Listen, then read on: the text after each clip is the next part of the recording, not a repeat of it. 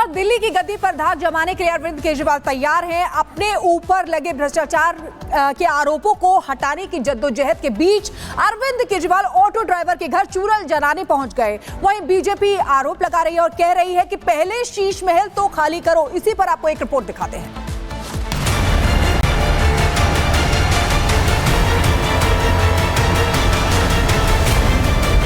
दिल्ली में जैसे जैसे ठंड बढ़ रही है वैसे वैसे चुनावी तापमान भी चढ़ता जा रहा है। केजरीवाल फिर से सत्ता के सिंहासन पर बैठने के लिए बेकरार हैं और जनता के बीच जा रहे हैं, तो बीजेपी उन्हें कुर्सी से परमानेंटली उतारने के लिए शीश महल समेत कई मुद्दे उठा रही है।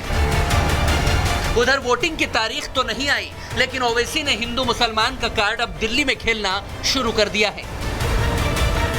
सबसे पहले देखिए कैसे चुनाव से ठीक पहले केजरीवाल और उनकी पत्नी एक ऑटो वाले के घर खाना खाने पहुंच गए। और आज मैं कह सकता हूं कि मैंने ऑटो वालों का नमक खाया है। नमक खाया है तो चुकता भी करना होगा, क्योंकि फिर सीएम बनना है तो वोट बैंक को तो मजबूत करना ही होगा। वैसे सीएम की कुर्सी तक जाने के लिए ऑटो वाले के घर खाना खाने पहुंचे केजरीवाल ने कुर्सी वहां भी नहीं छोड़ी और ऐलान कर दिया कि ऑटो वालों को 10 लाख रुपए तक का जीवन बीमा दिया जाएगा, साथ ही 5 लाख का एक्सीडेंटल इंश्योरेंस भी होगा। ऑटो वाले की बेटी की शादी में सरकार 1 लाख रुपए की मदद करेगी, तो ऑटो वालों को वर्दी के लिए साल में 2 बार 2,500 हजार रुपए यानी कुल 5,000 रुपए मिलेंगे और इनके बच्चों की प्रतियोगी परीक्षाओं की तैयारियों की कोचिंग की फीस सरकार भरेगी। आज मैं दिल्ली के ऑटो वालों के लिए 5 बड़े ऐलान करना चाहता हूं। हमारी जब दोबारा फरवरी में सरकार बनेगी तो ये 5 चीजें लागू की जाएंगी। इधर बीजेपी ने केजरीवाल पर आरोप लगाया कि उन्होंने अब तक सीएम हाउस खाली नहीं किया है। दिल्ली बीजेपी ने चमकते हुए मुख्यमंत्री आवास का वीडियो जारी किया और कहा कि आलीशान घर के लिए 45 करोड़ के खर्च का हिसाब केजरीवाल को देना होगा। घर नहीं है साहब, ये अरविंद केजरीवाल की अय्याशी का महल है। सोना देखिए, वो जाकूजी देखिए जिससे पानी का कुछ प्रेशर आता है। 5 स्टार होटल में भी इतने पॉइंट्स नहीं होते जितने इन्होंने 35-36 लगा रखे हैं। और उसके बाद जिम देखिए, ये आम आदमी का घर है। केजरीवाल बनाम बीजेपी के बीच अब दिल्ली दंगों के आरोपी को ओवैसी ने टिकट देने का ऐलान कर माहौल गर्मा दिया है। आम आदमी पार्टी का पार्षद रह चुका ताहिर हुसैन दिल्ली दंगे का आरोपी है, जिसे AIMIM चुनाव लड़ाएगी। इससे बीजेपी और आप में आरोपों की बौछार होने लगी है कि जिस व्यक्ति ने अपने छत से बम बरसाए हों, जो व्यक्ति दिल्ली के 2020 के दंगे का मास्टरमाइंड हो, उस व्यक्ति को भी कुछ लोग राजनीति में लाके चुनाव लड़ाना चाहते हैं। ओवैसी का हाथ IB ऑफिसर अंकित शर्मा के हत्यारों के साथ ओवैसी ने असली सेकुलरिज्म का रंग दिखाया है। भाजपा जहां भी हार रही होती है तो वो बहुत सारी पार्टियों को उतार देती है। BSP को उतारा लोकसभा में, आपको ध्यान होगा, AIMIM को उतारा। तो ये भाजपा की नकारात्मक राजनीति का एक और प्रमाण है और कुछ नहीं। चुनाव आया नहीं और सियासत होने लगी। देखते हैं दिल्ली में किसका दाव चलता है और कौन चुनाव हारता है। Bureau report, Republic Bharat.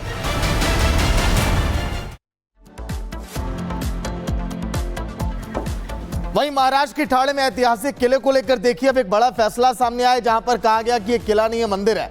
इस पर कोर्ट की तरफ से क्या कुछ कहा गया और क्या आया है फैसले में, क्योंकि 48 साल के बाद यहां पर न्याय मिला है। रिपोर्ट आप देखिए।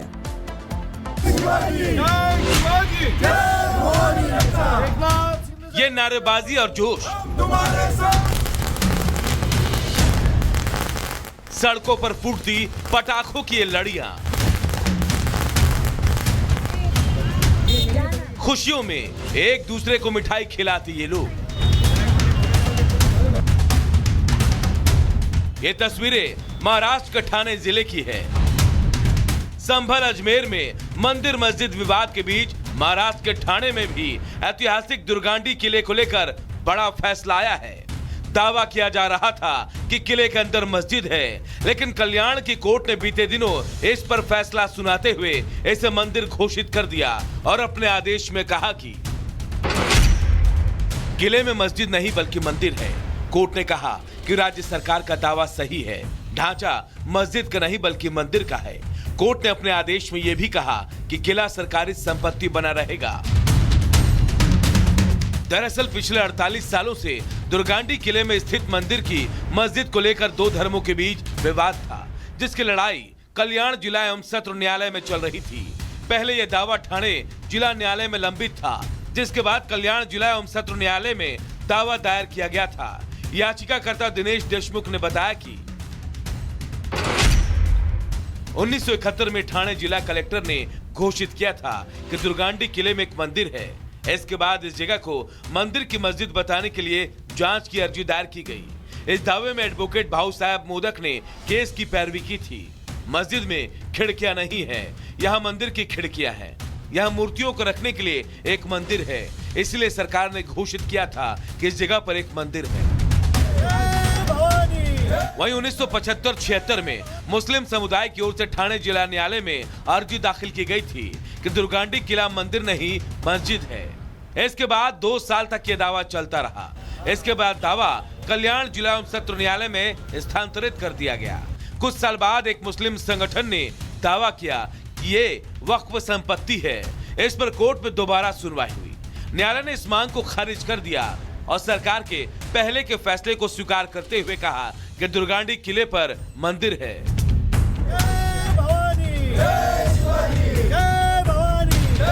एक लंबी लड़ाई के बाद आए फैसले की खुशी हिंदू समुदाय के लोगों में है। इस फैसले की गूंज ठाणे ही नहीं पूरे महाराष्ट्र में सुनाई पड़ रही है। बीजेपी और हिंदू संगठन के लोगों ने फैसले का स्वागत किया। शिवसेना के पदाधिकारियों ने कल्याण दुर्गांडी किले में दुर्गा देवी की आरती कर जश्न मनाया। इस फैसले ने उन लंबित मामलों के सामने नजीर पेश की है जो धार्मिक लड़ाई के उलझनों में फैसले की उम्मीद लगाए बैठे हैं। साथ ही ये फैसला आने वाले समय में उन मुद्दों के लिए भी उदाहरण बनेगा जिसको धर्म का सवाल बताकर ठंडे बस्ते में डाला जाता रहा है। ब्यूरो रिपोर्ट 10 साल का मासूम आर्यन।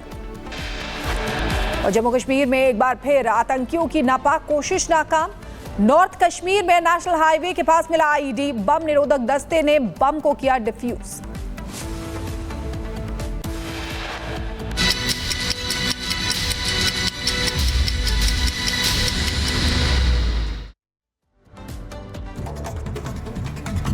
दिल्ली में आम आदमी पार्टी अकेले लड़ेगी चुनाव। कांग्रेस से गठबंधन नहीं करने की कही बात, बोले गठबंधन की कोई भी संभावना नहीं है। वक्फ संशोधन बिल पर आज जेपीसी की बैठक। दारुल उलूम देवबंद रखेंगे अपना पक्ष। संसद भवन में दोपहर 3 बजे होगी बैठक। नॉर्थ कश्मीर के लंगिट में मिला आईडी डिफ्यूज। नेशनल हाईवे पर मिला था आईडी। पत्नी से तंग आकर बेंगलुरु में इंजीनियर ने किया सुसाइड। 24 पन्नों के सुसाइड नोट में पत्नी और ससुराल वालों को ठहराए जिम्मेदार। तलाक का मामला सुन रही जज पर भी लगाए गंभीर आरोप। मामले में एफआईआर हुई दर्ज। गुजरात के छोटा उदयपुर में दिखा रफ्तार का कहर। फास्ट फूड की दुकान में घुसी अनियंत्रित कार। घटना का सीसीटीवी भी फुटेज आया सामने। चेन्नई बेंगलुरु नेशनल हाईवे के पास हादसा हुआ है। निजी कंपनी की बस हुई दुर्घटनाग्रस्त। हादसे में एक की मौत हुई है, कई लोगों के घायल होने की जानकारी है। वाराणसी में पुलिस और बदमाशों के बीच मुठभेड़। क्रॉस फायरिंग में एक बदमाश को गोली लगी। दूसरा बदमाश मौके से फरार है। घायल बदमाश को हॉस्पिटल में एडमिट किया गया। यूपी के मुजफ्फरनगर में पुलिस मुठभेड़ में 25,000 का इनामी बदमाश ढेर हुआ है। बदमाश की गोली लगने से दरोगा घायल। विनोद गडरिया गैंग से जुड़ा था बदमाश अजय वीर। घटनास्थल से तमंचा, कारतूस और नकदी बरामद। नोएडा में नकली फूड सप्लीमेंट फैक्ट्री का खुलासा।